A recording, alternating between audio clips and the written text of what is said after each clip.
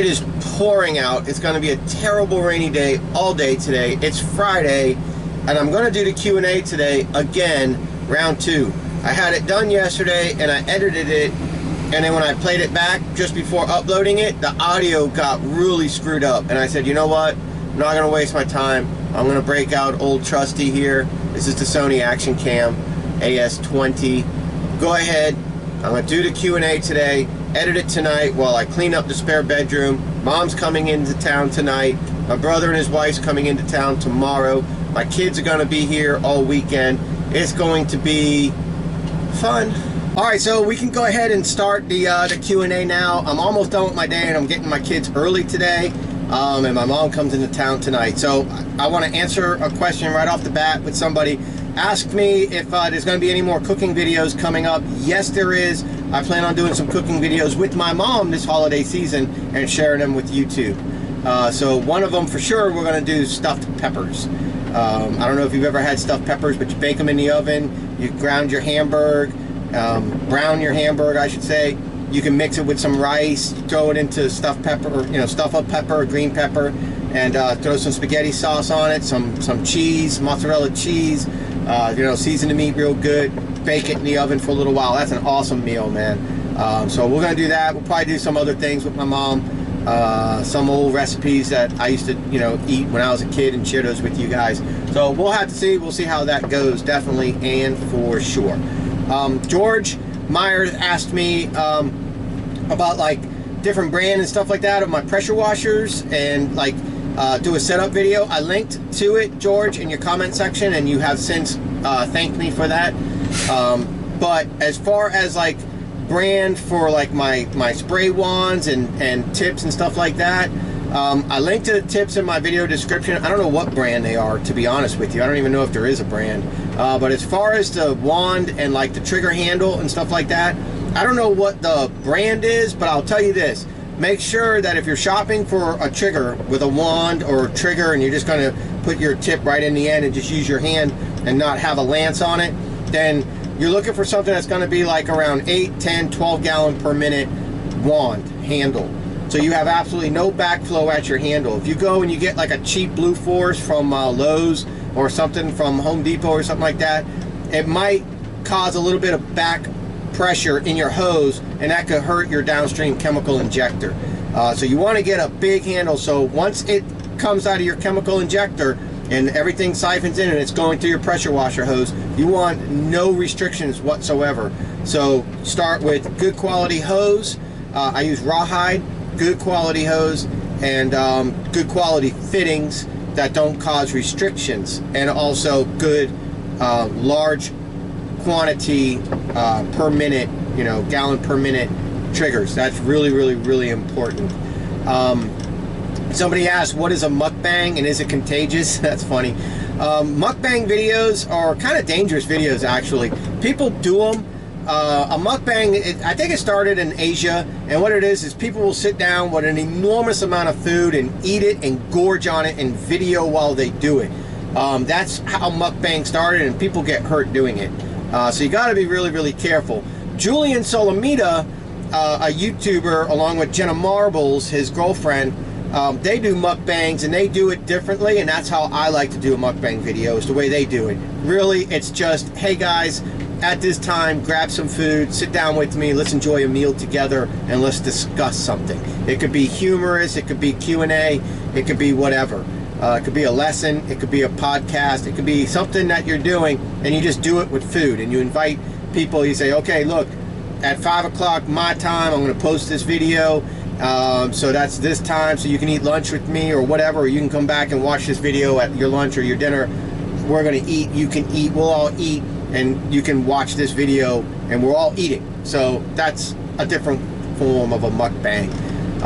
Really, that's a cool, that's a safer way of doing it, but keeping the mukbang title, so when people do searches for mukbang, we have an opportunity to come up. But really, it's not a true mukbang in the sense of the word. So hopefully that answers your question.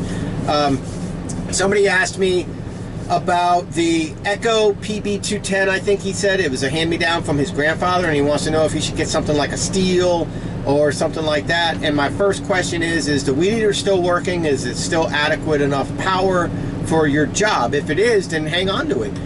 If it's a little bit underpowered, do you have 80,000s weed eater line in it, or do you have 90,000s? If you have 90,000s, I strongly suggest you try my link, excuse me, and you get the 80,000s weed eater line that I link to in my video descriptions. It will make your machine come to life, especially if it's low power or low CC. Really will make your machine come to life. Everybody that tries it loves it. Even the guys with the big machines, they still love the 80,000s weed eater line because there's a lot of advantages to it. It's thinner. It doesn't grab rocks as easy and throw them toward windows and stuff like that. It doesn't do a lot of damage with, like, when you're working around trees or wood fences. 80,000s cuts through weeds and tall grass like a razor blade compared to something bigger, closer to like a brick. That's a large exaggeration of 90 or 105 to 80, but you see what I'm saying, right? And then 60 is even thinner, cuts through even easier, but 60 breaks too quick. 80's perfect. That might make your machine come to life. If you're just in the market for a new weed eater because that one's costing you too much downtime and it's got too many issues, then you don't need a Steel, and you don't need an Echo, and you don't need a Red Max, and you don't need a Husqvarna, and you don't need a Shindauer, and you don't need a Honda, because they're all good. You need what's close to you. You need to get something that's under, you know, that you can easily get parts for, under warranty, get it fixed, get quick turnaround. You don't want to have to drive 45 minutes to a dealer every time something happens to your weed eater, and crap's going to happen to your weed eater. I don't care what brand it is, crap's going to happen. So if you have a local dealer close to you that sells a particular brand, and it's commercial or semi-commercial, and it's going to work pretty good, and they got a warranty, and they got parts, and they got a service department, and they're a stone throw away from where you live or where you work, that's what you want. Not a Steel because you see other people like me and everybody else using Steel. Not an Echo because everybody else is using Echo. No. You want what's close to you, something that you can service quick, fast, easy, and keep running. Anything mechanical can break at any time, regardless of the brand. And then you have people that are endorsed on YouTube by products, and they swear by these products. They're paid to swear by those products, or they're given products to say that this is the best product. So don't fall for any of that. Listen to me, I'm telling you right now, I'm not endorsed by any brand. I use Steel only because Steel is literally 3 miles from my house. A Steel dealer who's well stocked, who's got a service department, and is certified Steel dealer and repair center is right there. If Steel wasn't right there, then the next closest place is a Steel and Echo dealer, and I would use either one depending on the price and what you can get for the price. Okay, and that's from somebody who's not endorsed. So shop local, don't shop on the internet, buy local, give your loyalty to a local company, and they're going to give their loyalty back to you with quick turnaround when something happens to your machine. That is by far the most important thing that you can do. My buddy Matt wants to know, how do I go from work to mowing lawns to life to family to, you know, basically a work-life balance? How do I do it? How do I squeeze everything in? It's awfully busy. Well, Matt, you know the hours we put in here is a lot of hours, but you see, the thing is, I don't have a family. So when I go home, I can then cut grass after work if the sun's still up. I can squeeze in a yard. I can cut grass on a Saturday when I don't have my kids, and on a Sunday when I don't have my kids. A couple yards here, a couple yards there. I can film it, I can edit it. I can edit video after work. I can edit video during work. I use my time wisely, like my lunch break right now. On an easy day that I'm getting off early, I take my lunch right now, and I can talk to you guys for 30 minutes, and I can do this now. And when I'm sitting in line at the landfill, I'm going to edit this because it's raining and the landfill is going to have 30, 45-minute lines. So I time manage like a mofo, but I don't have a family to go home to. I don't have a honey-do list. I don't have a wife telling me what to do or how to do it. I wish I did. That's not a bad thing. That's family. I don't have that. I go home to dogs, I feed the dogs, and the rest of the night is mine. I go to bed when I want to go to bed, and I do the things that I need to do or want to do with the charity, with the lawns, with the YouTube, with the comments, with filming, with, you know, whatever. On the weekends that I do have my boys, I give my boys Sunday to play with their friends and to grow and to expand themselves, and I watch from a distance. I monitor them. I stay with them. I make them keep checking in on me. I'm in the neighborhood. One's playing basketball and one's playing Legos. And I give them an opportunity to kind of be left alone. And I watch to see what they do. And, you know, like a dad, I'm not hovering on them. I'm letting them grow a little bit. And during that time, I might do a video cutting a yard and making a lesson out of it. But my eyes on them. I'm in contact with them. I know where they're at. I know what they're doing, and I know who they're with. And this is an opportunity for them to grow a little bit. They don't have a lot of those opportunities where they're living right now. So I do that with them. That's also part of time management, and that's my family. My family's every other weekend.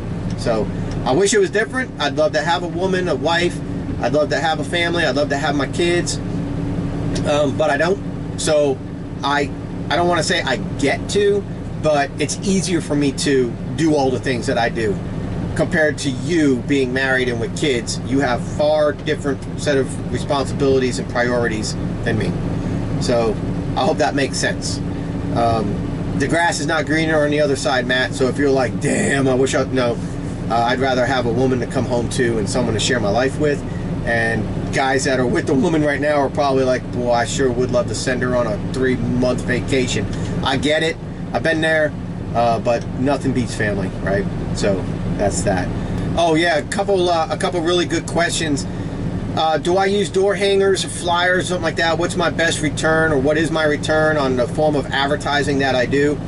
I look at it like this, man. I'm a pretty practical guy. I could be an ass, but I'm a pretty practical guy. All right. When I come home and I see something hanging on my door, I'm immediately mad that somebody intruded on my property, and I don't want crap. I don't want anything from the local church. I don't want anything from the politicians. I don't want anything from anybody telling me anything or any. I just don't want it. If I want it, I'll look it up. You know what I mean? So when I see like something yellow, tubular sticking in my door, I'm like, damn it, put crap on my door. When I'm sitting in my house and my dogs go nuts and somebody's walking up my yard and they got a briefcase full of crap and they knock on my door, it's like, damn it, what is this crap? I don't use flyers. I don't use door hangers. I don't use anything that would upset me. So my return on those is 0 because I don't use them. But what I do use is business cards. And I link to that, or I talk about that, and I'll link to it up here in my videos, Grow Your Business Fast. I got a playlist on growing your business fast. You should check that playlist out because I got all types of stuff in there to talk about my #1 strategy for marketing and all that. It's all in there. I got over 400 videos, man. You guys, there's tons of information in my videos. All your questions from today would be answered if you guys went back and watched my videos. And it's kind of fun to watch how my videos transformed from January 2016 to today with the different editing and things that I do. It's kind of neat to see the growing of my channel. But I use a business card, and what I do is like at 2 or 3, 4 o'clock in the morning before anybody's up, I don't bother anybody. I run door to door and I just slip a business card in the crack of the door. It's not easily seen. Nobody sees it. Nobody hears me. Dogs don't bark. Nobody gets woken up. Just put a business card on the door. If it's a no soliciting neighborhood, look, I'd solicit anyways. That is technically soliciting. However, I'm not knocking. I'm not asking. I'm not approaching. I'm just putting a business card and leaving. Call the FBI if you got a problem with that. I really don't care. No HOA, and nobody has never complained because it's about as respectful as you can be. But it's the best return for me because the business cards get saved. Business cards get put on desks. They get put in wallets. They get put in Rolodexes. Business cards get saved. And a nice business card that says what you do, about what you charge, and how to contact you. That's it. That's all you got to put on there. And that's it, you know. Dan's Lawn Care. Most lawns $40. Cut, edge, trim, clean up. Your phone number. That's it, right there. Oh, $40. Now the fear of how much this guy's going to be is taken away. They know right then and there. They call you up. Will that include my yard too? Well, are you on a corner lot or a big pie-shaped cul-de-sac? No, I'm just, nope, yep, you'll probably be $40. Does that include bushes? Well, I have to check out the bushes. I mean, if it's just a little bit like your normal HOA, probably on an every 2-week basis. Yeah, we can trim the bushes once a month. And there you go, you're in. You don't have to go out there. You don't have to waste your time with estimates and then, oh, how do I pay you? I check that day, cash that day, Or, you know, you could say, well, I do 12-month agreement. You know, from there you can tell them what you want to do, and that's how you run your business. Business card and a crack at the door and you leave. When somebody comes home and they open their garage and they go in, they shut their garage, they go in the garage door, they're in their kitchen, they don't even know there's a business card on their door, so they open their front door and then something flutters to the ground. It's not big, it's not obtrusive, they pick it up, they're like, oh, a business card. It's not a yellow flyer, it's not an orange flyer, it's not something annoying, it's just a business card. And then people see a business card, they go, oh, what's this? Especially older men, they're like, oh, what's this? Oh, well, that's nice, and they save it. If they will never need it, then they'll throw it away. The other option is magnet business cards. You can get magnet business cards, and you can run down the street and all these new HOAs that have their mandatory black metal mailboxes. And from my questioning of mail people, they all say the same thing. Don't open the door and don't hinder the flag. Other than that, you can do whatever the hell you want to a mailbox. Now, you check with your local mail person, that's fine. But I'm telling you, I have no issues where I lived in Florida, and I have no issues where I live here in Savannah. Go along and stick up one of the magnet business cards, same thing. What you charge, how to contact you, and you know what you do. Put that on a magnet business card, run down the street, boop, boop, boop, right on the door, right on the front door of each mailbox.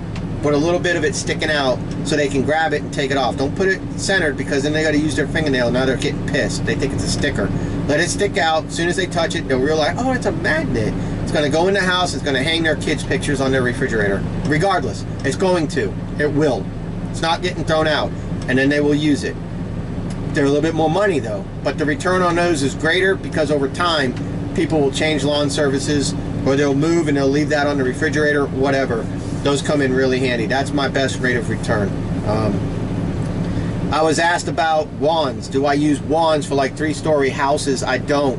3-story houses, I can reach a 3-story house with my 4-gallon per minute pressure washer and my pink tip. And then if there's a crazy peak and I need to be able to get over something and I run short, if it's gonna be like that, then I carry my 10-foot or my 8-foot step ladder with me, and I'll climb up, you know, 6 foot high to give me that little extra reach. I don't use those like $180 18-foot extension wands. I don't, because I have a 4-gallon per minute pump and I use the pink tip, and everything I do is soft wash. If it was like a 3-story red brick house and I got to use pressure, I wouldn't do it, because I'm not climbing up there. I'm not doing that. I do vinyl houses, painted stucco, painted wood, and that I use my mix. Pressure wash video playlist, check it out. I got all my stuff in there about how I mix, depending on the percentage of the sodium hypochlorite, the SH. It's all in there, breaks it all down. I do not pressure wash houses, I soft wash houses. Everything is done with the black tip or the pink tip. And that's how I rinse as well. Just pull the siphon hose. George asked me also, sorry George, I forgot, you asked me about bypass valve. I do have a bypass valve. You'll see a little black hose loop in those videos I sent in that link. You'll see a little black hose loop. So when you're off the trigger, the bypass valve then opens and allows the water to flow into the bottom where the garden hose is, and then it goes back through the pump, just like this. So it keeps the pump wet. I could send that to a tank. I could, and then have that tank plumbing into the inlet valve, and then use a garden hose to go into the tank. I could do that. Not in this, but people ask me all the time, do you charge extra, or do you charge less if you use the customer's water, or the customers get mad? Them big old tanks are to feed big old pumps that can't use a home spigot. That's the only reason why those people have them big old tanks. Now, if they go out and do construction equipment, or they do places that don't have a water source, that's fine.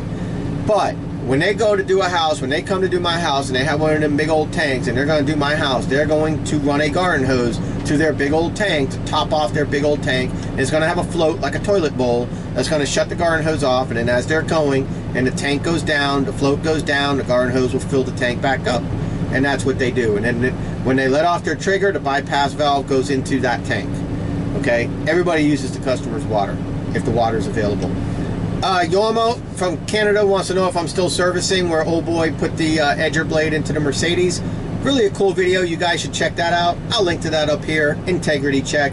I do not service that yard anymore because I stopped servicing that entire neighborhood. We left on good terms. We took care of the customer appropriately. There is an update to that video as well. probably about 2 weeks after that original video I just linked to. Do I have a preference on mower blades for doing standard yard work? Most mowers nowadays come with the 3-in-1 blades. That's usually generally enough. If you're bagging and majority of the work that you do is bagging, if there are high lift blades available for your brand mower, then get the high lift blades if you're bagging and side shooting. But if you're mulching and then you want to be able to bag, and then sometimes you're going to side shoot or rear discharge or whatever your mower does, then you just want to... All right, the battery died on my camera. I don't know what happened, but the battery died right in the middle of me answering his question. And I think we were talking about the blades. That was a little while ago. So anyways, I try to use 3-in-1 blades pretty much all the time with most of my like little mowers. Honda has its own set of blades with the double 2-blade setup, so that's really nice, and I would stick with that. Let me see what else. When it came to my Gravely, I used mostly the 3-in-1 blades, and then I purchased a high lift, and that was good because it shot the stuff out, because I always side discharged. But I'm not really sure what type of a machine that you have, but if you're constantly changing between discharging, mulching, and bagging, then just get the right in between the 3-in-1 type blade. That way you're not changing blades every time, you know, every time you're changing something up or whatever. It'll work good for all 3 tasks. But of course, if you're doing one thing more than the other, a lot more than the other, then you might want to get specific blades. Like if you always mulch, you might want to get like the Gator type blade. You know, that's just something to think about. I'm pulling into the next one here, the next can here, last one for the day, and I'm going to go get my kids. So another question was about like getting set up where customers rip you off and don't pay you. What do I do about that? Man, let me tell you something, man. You have to stay professional when you're trying to collect a debt. All right, if you threaten a customer, they could go get a restraining order on you, and now you can't contact them, and a third party can't contact them. So they win. So look, if you know they owe you $80 or $100, filing fees are about $140, $120 for small claims court. You can add that filing fee to the amount that they owe you and subpoena their ass. The sheriff will go and subpoena them at work, if you know where they work, or at their home. I highly suggest you take them to small claims court, all right? If it's an amount of money you can't walk away from, or if it's a matter of pride. Just let them know, hey, I'll accept payments, or, you know, I'll try to work with you. You owe me $100. If you make it 80, we'll call it even. You know, there's all types of things you can do. But from the very start, protect yourself from being set up by making sure you got something that you can show a judge. So whether it's a proposal to do landscaping or lawn care, they sign it or whatever, or if it's in text message, screenshot your text message screen where they agree to the amount of money and your terms. You know, you say $40 every 2 weeks, they come back and say, fantastic, thank you. There you go. Now you can screenshot that, email that as a picture to yourself and print it. Or whatever, however you need to, you know, whatever you need to do to print that, do it. And that's the proof that you had an agreement with the customer. Now, as far as the agreement with the customer, is it paid, you know, or not paid, they can say, oh, we paid it. Well, you're going to have some type of proof that they didn't pay it. And they're going to have some type of proof that they did. So, you know, just try to get them to agree to even just agree to the amount, you know, and then small claims court. Keep it professional, man. Sometimes you just got to walk away. Sometimes you just walk away. It depends on the amount, and it's up to you on how long you let it get that, you know, to that amount, you know. So think about that. So my experience with different types of weed eater line, that's a pretty good question. It's all going to be all up to you. Me, I'm a very touchy kind of person. I don't want to feel weird vibrations in my weed eater head. And I find like the square line, diamond line, all this crazy line, it just feels weird when it's working. I like the round line and I like 80 thousandths. That's my experience. It does less damage to trees and wood fences and stuff like that. It comes out of the head with quick taps on the ground and it advances nice and easy. I like the 80 thousandths round. I've tried a lot. I've tried just about everything, and to be honest, man, the 80 thousandths round seems to be the best to me. Somebody asked me if I know anybody that lost any body parts while pressure washing or anything like that. No, I didn't. I don't know anybody, thank goodness, not me, and I never met anybody that has. I've met people that lost body parts using saws and chainsaws and stuff like that, but not pressure washing. That's pretty intense right there.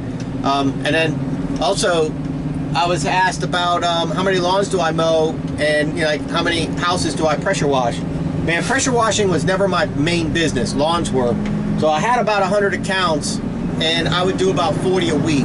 And what I would do is I tried to keep Fridays kind of open for landscaping, pressure washing, pine straw, mulch, you know, whatever else, like side jobs that need to be done. I would save that for a Friday and run around and do that. So, you know, I'd mow like 40 lawns in 4 or 5 days. And then, you know, one of those days I would pressure wash maybe 2 or 3 houses on that one day, maybe bleed into a Saturday. The most houses I ever washed in a day, I believe, was 6. That was a lot. That was a lot of work to do. A lot of sun, a lot of water, and that was a lot to do. They were big houses, and I got a video in my pressure wash business playlist of doing that. You know, Jose gets frustrated because he can't really edge very good. And I get that, man. Take your time, watch my videos. I got a couple videos how to edge with a stick edger and how to edge with a weed eater. Watch those videos, watch them numerous times, and go out and practice the techniques that I use. But really the biggest thing, man, is just have patience, master one at a time, and then go forward from there with what you want to do, whether you use a weed eater or you use an edger. It takes time. You're like, when you watch me edge and I'm one hand edging and sending a text at the same time, dude, I've been doing this for decades. So, you know, Jose, I don't know how old you are, how long you've been mowing lawns, but you got to give it some time, give it patience, man, okay? Watch my videos, watch my techniques. That's why I have a lot of videos, and it's like, oh, it's redundant, it's the same thing over and over again. But you're gonna see something every time if you're watching. You're gonna pick up something, and that's how I learn, is by watching. So you're gonna learn something just by watching, whether I mean to teach you something or not.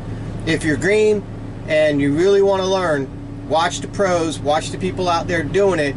Just don't worry about the music, just listen to the machine, listen to what's going on, listen to how the operator's using it, and then go out there and try to do it the same way. Elizabeth wants to know, like, what is the weirdest experience I had while I was like mowing lawns and stuff like that. Elizabeth, I really haven't had like anything weird. I know there's like crazy stories out there with people. I never really had anything weird happen. Had some medical issues with other people, but nothing like weird. Nothing really worth reporting on.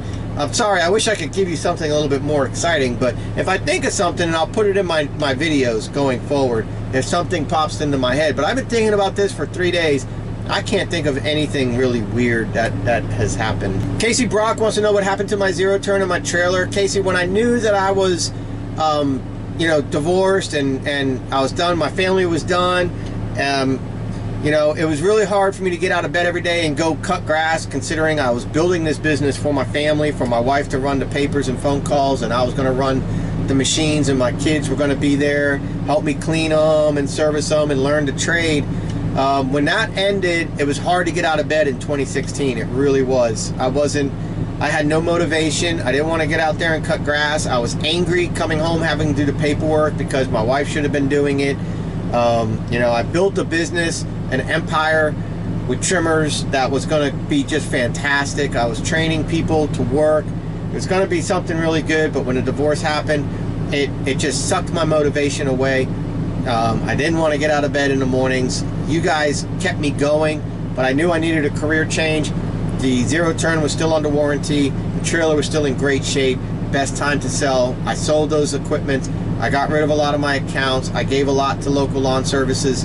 I kept stuff because I knew I'd always cut. I'll cut till I die. I'm going to grow it a little bit larger in 2019, but I knew I needed a career change, and that's why I sold the zero turn and the trailer. It really was for my mental health and my well-being overall, to be honest. Do I still do the lawn service? I mean, I do in a charitable way right now for 2018.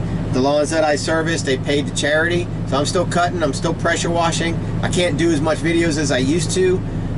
because I'm working like this, but 2019 is going to be a little bit different, so stick around.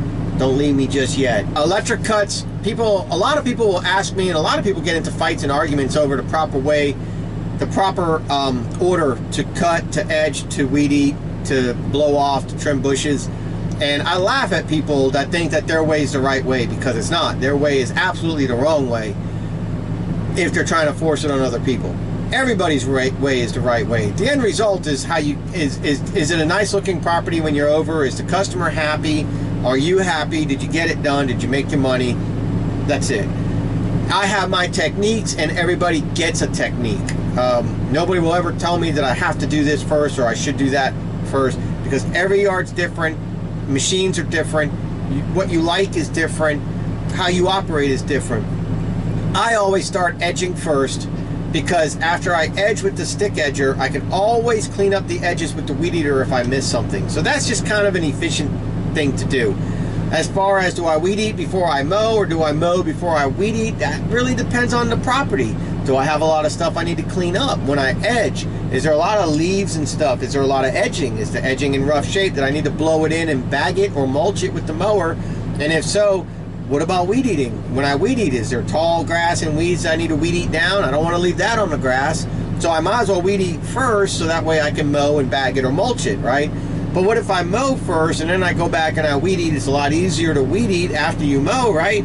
So it's faster to weed eat, then go back with the mower and do trim mow. There's no right or wrong. You see what I'm saying? Just do it how you're comfortable.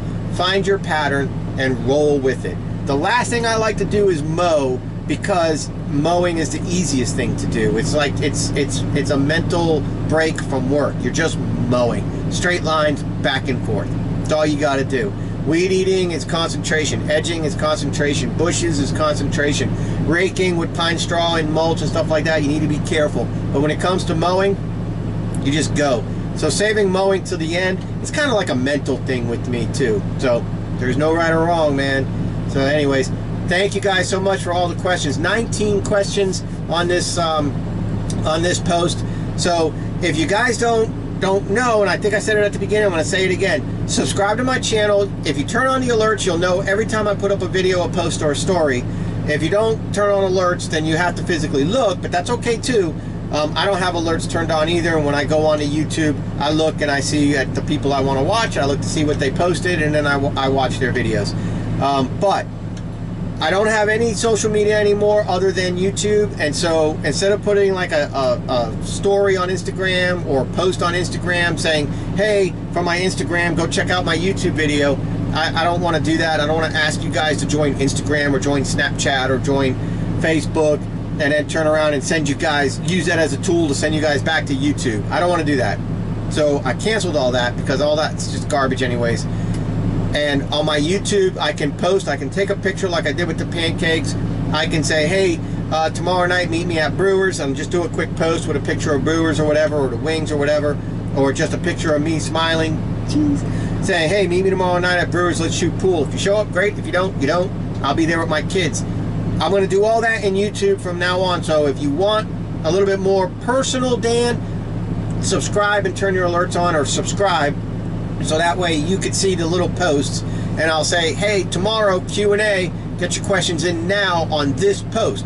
Then I have one post to go to, and I can screen them all. I can get rid of the dumb stuff, and I can go ahead and answer all your questions that you have.